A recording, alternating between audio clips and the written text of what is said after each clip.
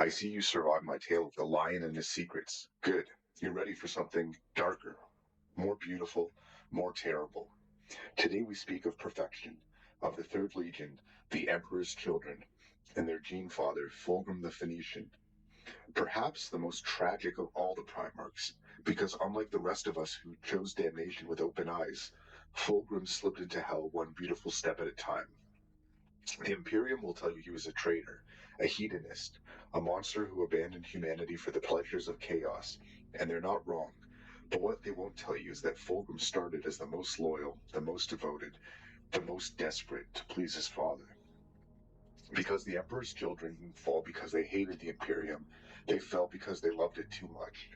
Because they wanted it to be perfect. Because they could never, ever be good enough. And isn't that the most human tragedy of them all? Fulgrim's story begins with death. While the other Primarchs crashed onto worlds of warriors or nobility or monsters, baby Fulgrim arrived on Chemos, a resource-depleted mining world in its final days. The planet was dying. Its people were starving. Hope was a memory. The miners who found him, Tuila, Corin, and Sulax, discovered not a meteorite, but a mass of shifting light in an abandoned factory. Inside was an infant, perfect and unmarred, in a place where perfection had been forgotten for generations. They brought him to the settlement, and as Fulgrim grew, something miraculous happened. The child, the Primarch, didn't just survive Chemos, he saved it. By the time he reached adulthood, Fulgrim had reorganized their society, optimized their mining operations, and pulled Chemos back from the brink of extinction through the sheer force of will and intellect. But here's what shaped Fulgrim forever. Chemos taught him that survival required perfection. One mistake in the mines meant death.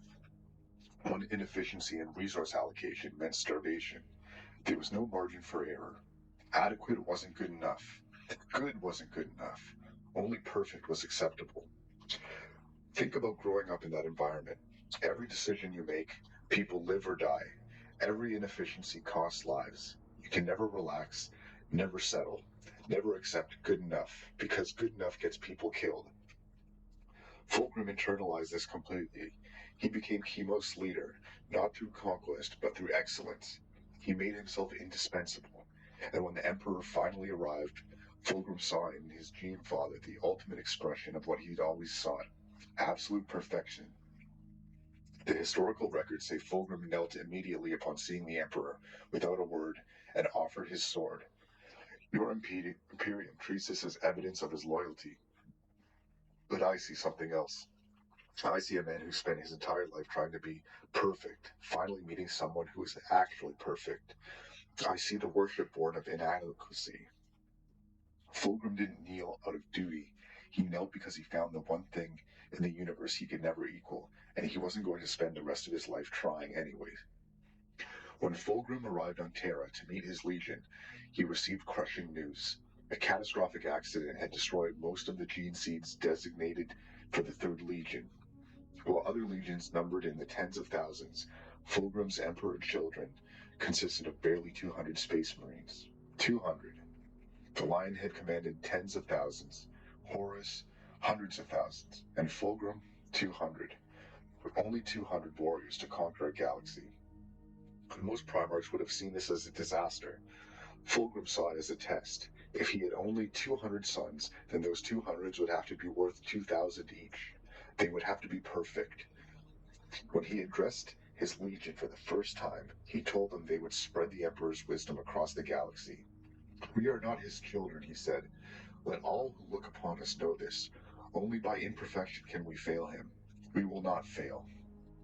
And the Emperor, moved by this speech, by this determination, did something unprecedented. He allowed the Third Legion to bear the Aquila, the double-headed eagle, his personal symbol, on their armor. No other legion was granted this honor. They became the Emperor's children, not just in name, but in symbol. Imagine what that does to you. Your father, the perfect being you worship, singles you out for honor above all your brothers, tells the galaxy, these are mine, these are special. That's not just an honor, that's a burden. That's a weight that would crush mountains. Because now you can't just succeed. You have to exceed. You have to justify this honor every single day. One failure, one moment of weakness, one instance of imperfection, and you've disgraced not just yourself, but him. The Emperor's children were placed under Horus's command because they were too few to campaign alone. For nearly a century, they fought alongside the Lunar Wolves, and Fulgrim and Horus grew close. Horus was everything a brother should be: confident, charismatic, successful without seeming to try. Where Fulgrim agonized over every decision, Horus made command look effortless. But here's the lesson already forming. Fulgrim was learning to define himself through comparison, through achievement, through the approval of others.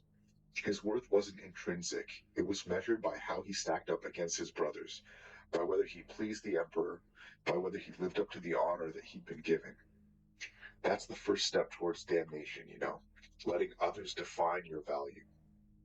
Eventually, the Emperor's children grew strong enough to campaign alone. Fulgrim led them as the 28th Expedition Fleet, and they began to make their mark. But the Emperor's children didn't just conquer, they excelled. They studied the cultures they encountered. They preserved art and beauty even in war. They believed that the Imperium that they were building should be worth living in, not just surviving. This wasn't cruelty masked as culture, as some legions. This was genuine belief that humanity deserved better than mere existence. The Emperor's children wanted to create a galaxy worthy of the Emperor's vision. Their defining moment came during the cleansing of Laer. The Laer were a xeno-species so advanced, so formidable, that the Administratum estimated it would take over a decade to conquer them. The Emperor's children did it in 1 month. 700 Space Marines died, over 4,000 were wounded, but Fulgrim's Legion achieved the impossible. They proved their worth. They showed the galaxy that the Emperor's favor had been justified. But Fulgrim found something on Laer. In a temple, he discovered a sword so beautiful, perfectly balanced, it was such a work of art. He claimed it as his trophy, as a symbol of their victory. Your Imperium's records barely mention that sword, and they should, because that sword contained a demon of Slaanesh, the chaos god of excess and perfection. And that demon saw in Fulgrim the perfect host, a being who was already obsessed with perfection, who already defined himself through achievement, and who was already terrified of failure. The corruption was subtle. It didn't make Fulgrim evil overnight. Instead, it whispered to him. It amplified what was already there. His desire for perfection became an obsession. His appreciation for beauty became hedonism. His fear of failure became paranoia. The Emperor's children began to change. Their pursuit of excellence in warfare became the pursuit of perfect kill. Their appreciation for art became fixation on sensation. They stopped asking, is this good enough? And started asking, how far can we push this? And here's the tragedy. Fulgrim didn't notice, because the demon told him exactly what he wanted to hear. That this was the path to perfection, that the Emperor's vision was too limited, and that true excellence required pushing beyond conventional morality. When you spend your entire life trying to be perfect, when someone offers you a path to actual perfection, how would you say no? When Horus turned against the Emperor and the heresy began, Fulgrim rushed to his brother's side, not to join him, at least not at first, but to talk him down, to reason with him. Fulgrim still believed he could save his closest brother. He could bring him back to the Emperor's light. But Horus had been planning for this. He knew Fulgrim's weaknesses immediately. He didn't threaten Fulgrim. He didn't try to force him. Instead, he appealed to everything Fulgrim had always wanted to be. The Emperor lied to us, Horus said. He used us. We were his tools, his weapons, never his sons. But we can be more. We can achieve the perfection he denied us. We can build something truly worthy. And the demon in Fulgrim's sword whispered agreement, amplified his doubt, turned his love into resentment, his dedication into bitterness. Fulgrim convinced himself that joining Horus wasn't betrayal. It was transcendence. It was the final step towards perfection. The Emperor's children joined the traitor forces at the drop site massacre on Isstvan V. They revealed their true colors. Loyalist legions, believing they'd come in as reinforcements, were slaughtered. The Emperor's children were at the forefront, and they reveled in it. And then came the moment that destroyed whatever remained of Fulgrim's soul. He faced Horus Manus, Primarch of the Iron Hands, his closest brother. They had been friends like no other Primarchs. They crafted weapons for each other, campaigned together, shared a bond that transcended the usual rivalries. Horus had made Fulgrim the sword Fireblade. Fulgrim had made Horus the hammer Forge Breaker. They met on the battlefield, and they fought. Two brothers, two weapons they made for each other in friendship, now trying to kill each other. Both weapons shattered in this duel, and when Fulgrim took up his demon sword instead, he proved the victor. Horus Manus fell, and in that moment, looking down on his brother's corpse, Fulgrim realized what he'd done. He tried to scream, tried to stop himself, but the demon had already taken his body, wearing him like a suit, forcing him to commit his ultimate betrayal. For a time, Fulgrim was trapped in his own mind, watching as the demon wore his flesh, commanded his legion, committed atrocities in his name. He screamed in a prison no one could hear, watching his perfect life become a nightmare. Eventually, Fulgrim reclaimed his body, but by then it didn't matter. The demon had done its work. Fulgrim had experienced every sensation, every excess, every perversion the demon had indulged in, and he discovered something terrible. He liked it. And the pursuit of perfection had become the pursuit of sensation. Excellence had become excess, and Fulgrim embraced it completely, because, at least in his damnation, he found something he was truly the best at. After the heresy failed and Horus fell, the traitor legion scattered to the Eye of Terror, and Fulgrim ascended to demonhood, becoming a demon prince of Slaanesh. His transformation was complete. The beautiful Primarch who saved Chemos, who led the smallest legion to impossible victories, who'd borne the Emperor's symbol with such pride, he had become a serpentine monstrosity, with 4 arms and wings, a creature of excess and sensation.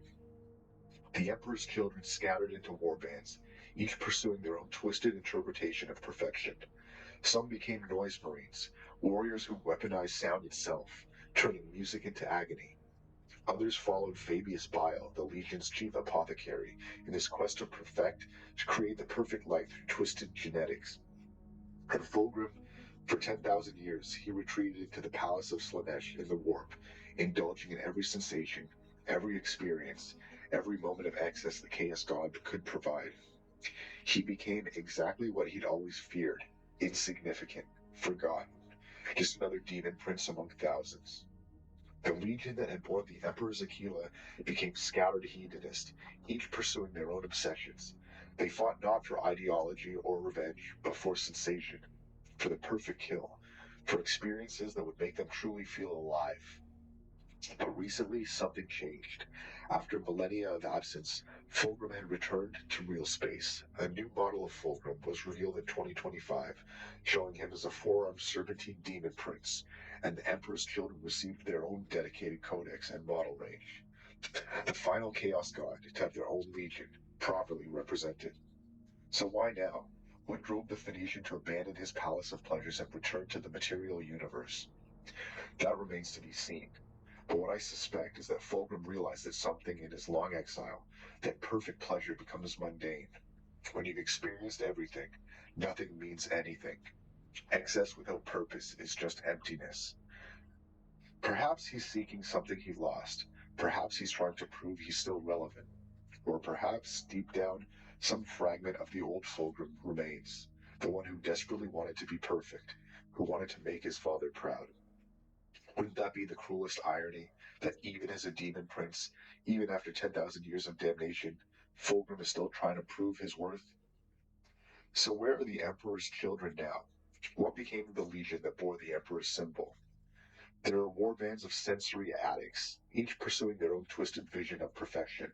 They are the Noise Marines, who've converted their weapons and armor into instruments of sonic destructions.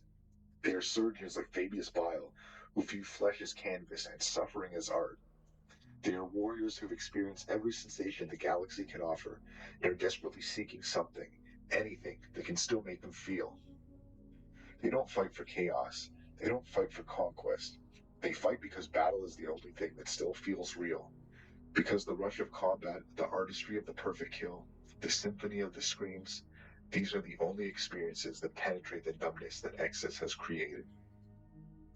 The Emperor's children are known for their noise marines, who use their sonic weapons to disorient and kill, and their forces include corrupted versions of their former elite units. They are the artists, the aesthetics, who've forgotten that art requires meaning, that beauty requires contrast, that perfection requires imperfection to define it. The tragic thing, they still call themselves the Emperor's children. They still bear the Aquila, now corrupted and twisted. They still speak of perfection and excellence, because they can't let go, can't admit that their quest to perfection led them to this. They are the Imperior's mirror, what happens when you pursue excellence without wisdom, perfection without purpose, achievement without meaning. So what can you learn from Fulgrim and his fallen sons? First, perfection is a direction, not a destination. Fulgrim's mistake was thinking perfection was something you could achieve, something final. But perfection is always beyond reach. That's what makes it worth pursuing. The moment you think you've achieved perfection, you've stopped growing. The Emperor's children teach us that in the pursuit of it, what matters, not the arrival. Second, don't let others define your worth.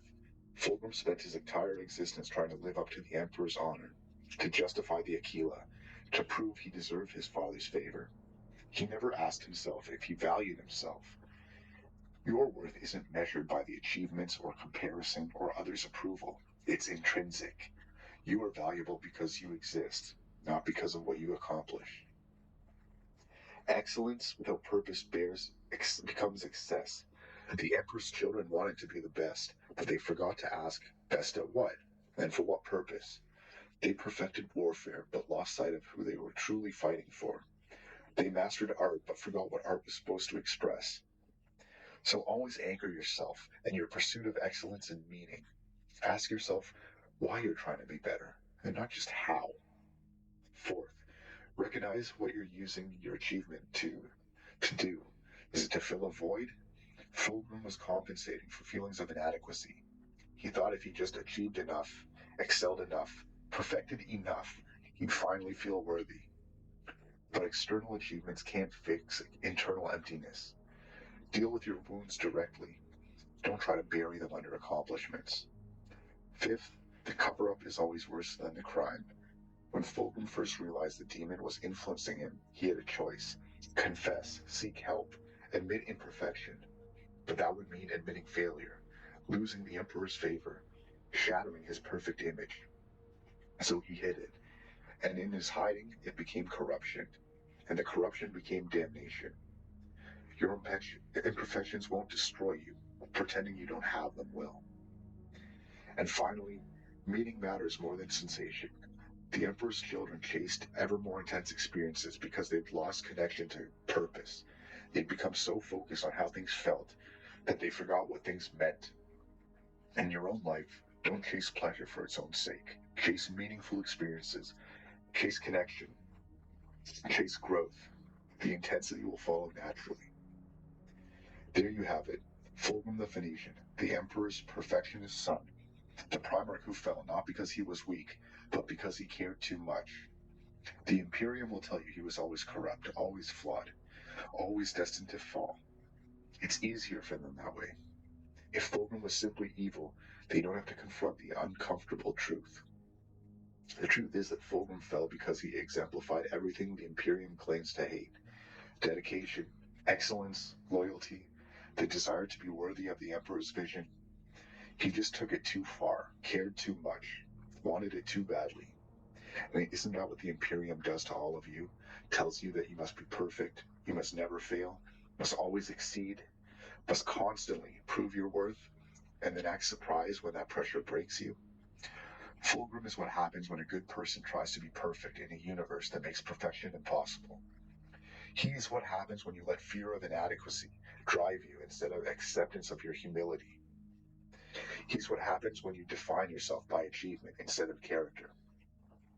I look at the Emperor's children, and I see the Imperium's greatest lie exposed, that perfection is achievable, that you can earn worthiness if you just try hard enough, and if you'll finally just be good enough. Well, you won't. You can't, Because good enough keeps changing. The goalposts keep moving. And eventually you'll do anything, betray anyone, sacrifice anything, just to feel like you finally made it. Fulgrim and his sons are beautiful monsters, perfect nightmares, and they are what the Imperium creates when it demands perfection from imperfect beings. Remember them. Remember who they were before they fell. And remember the road to damnation is paved with a desire to be better. And maybe, just maybe, learn to be good enough instead of perfect. Well, that's all for now. Next time, perhaps we'll discuss another fallen Primarch, or maybe a loyalist. To show you sometimes, it's the ones who stay loyal who are just as broken, they just hide it better. Anyways, the galaxy is full of lies, and I'm still here burning them away.